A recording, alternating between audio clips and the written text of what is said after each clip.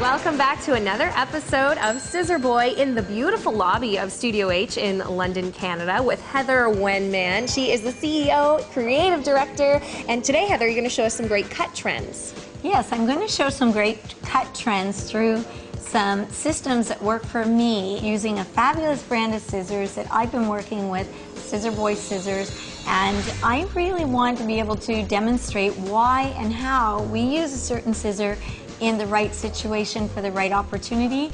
I also want to make it very commercial for you so that you can take it back to your salon and use it. All right, well, it all starts with a great cut, so let's go get started.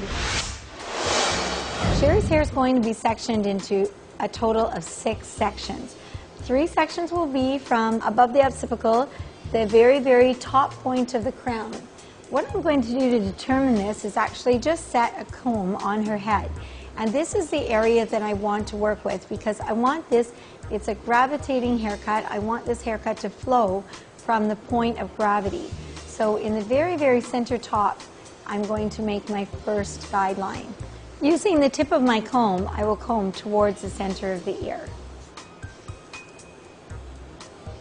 I'm using a Scissor Boy comb. It has a special hook at the end, which allows me on dry haircuts or wet haircuts to move freely through the cut. I'm just going to clip away the front area. This will be the last part of my haircut, framing the face. In my consultation, I promised Sherry that I will maintain her perimeter length in front. She wants to be able to grow it out. Now from the very, very top, I work my way right through the center, opening those sections in half. Now with the head nice and comfortable and perfectly straight through the back, I'm going to take a section from just on top of the occipital and create a triangle and clip it away just over the ear. The reason why I clip it over the ear is to keep my work neat and keep it tidy. Now what I want to determine is the layer between from the top to the bottom. I'm going to take a slight section from either side.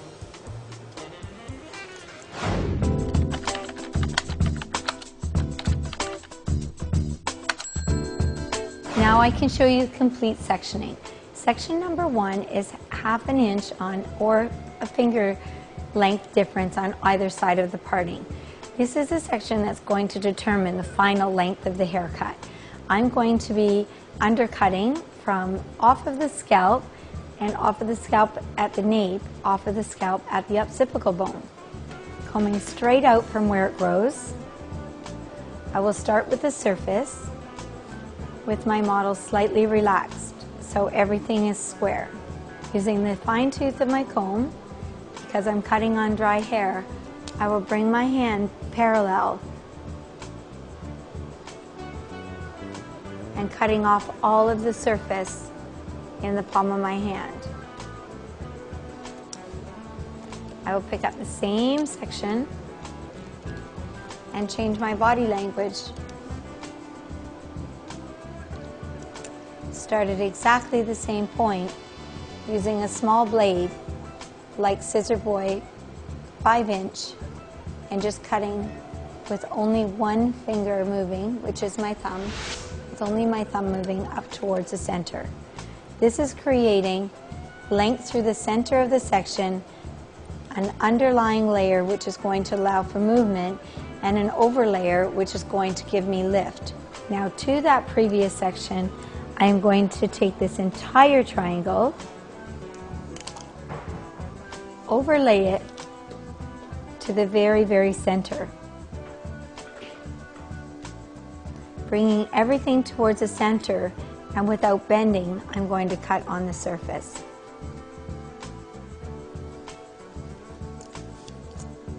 Taking that exact same section, I change my body language so I can get underneath. And on the same angle as the point, I'm going to open my blade and cut up towards the center. Therefore, creating a diamond, a triangle, but on this angle. Everything underneath is going to flow, everything on top is going to lift, and the center is where the length is. Again, be sure to comb it all straight towards you, using the center guide from section number 1. And cutting everything parallel towards you. Your body must move at the same speed. Now we change our body language and we come up on the angle of where the hairline comes to a point. So we're actually coming inward, opening the blade, coming to the same beginning of the opposite side guideline and working up towards the center, only cutting with your thumb. We're going to break this triangle into 2 semi-triangles. So with the 3 points, 1, 2, 3, we're going to cut through the center of the triangle, bringing the triangle to the top of the ear and making a sub-triangle.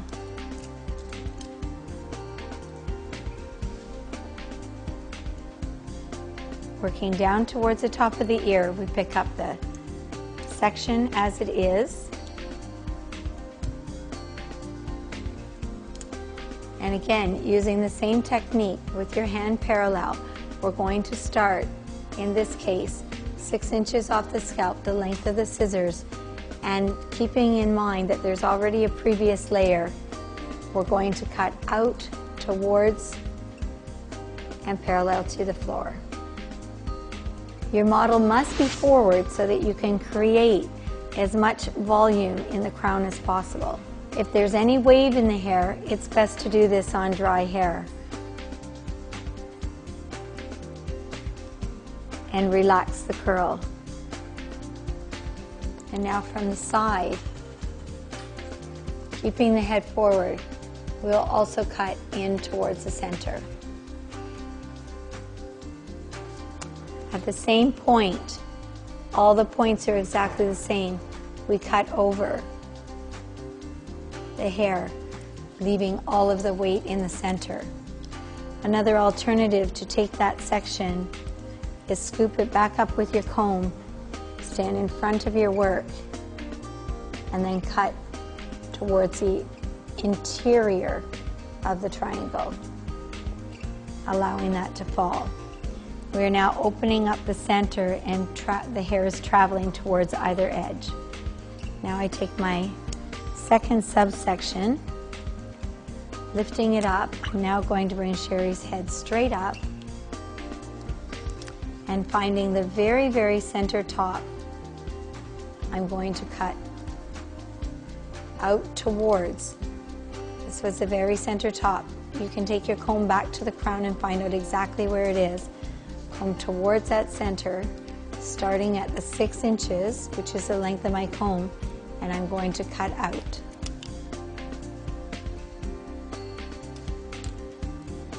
Cutting straight out. What this allows me to do is exactly the same technique as cutting parallel. By cutting out forward and straight, I'm able to get underneath and cut the exact same straight line. So as we get to the top of the crown, it is more difficult to get up and above unless you can bring your client a lot lower than your chest level.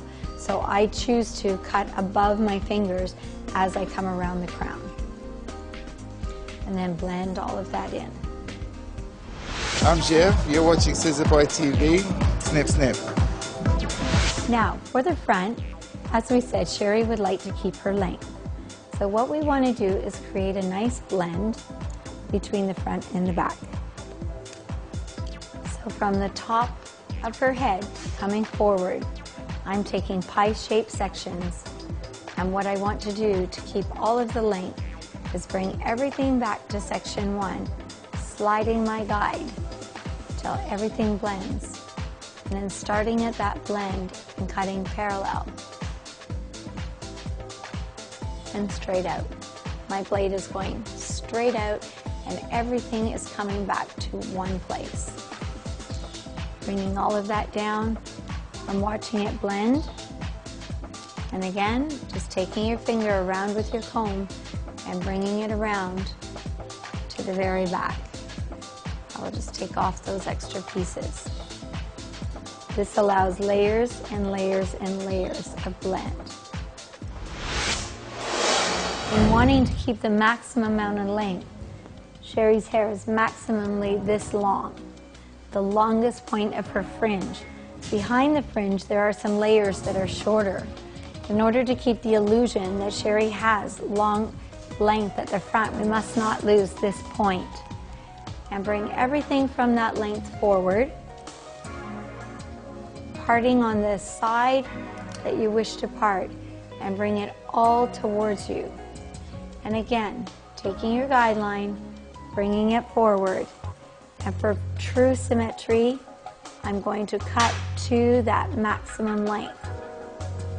So I started from the guideline at the back to the front, taking that entire fringe straight out with her chin straight forward, legs uncrossed, and cutting forward. And this is allowing me the perfect blend so that when she does her blow dry, it doesn't matter where the fringe is, all of these layers can spill perfectly over the color, over her crown, and make the haircut grow in better. Now when I cut this down, comb this down, you can see there isn't one point, that it all goes to that maximum point, and there's a complete blend that started actually from our very, very first section.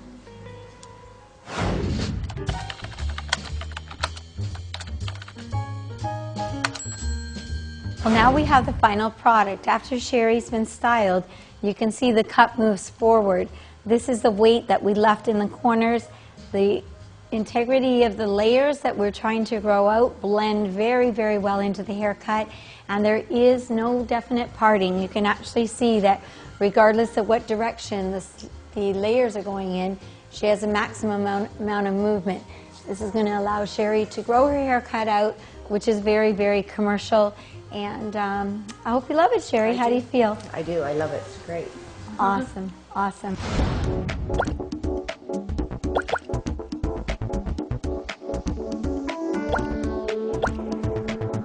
This concludes another great episode of Scissor Boy. I'm Stephanie Vivier. We're in London, Canada, and this is Heather Wenman. Thanks for joining us. Snip, snip.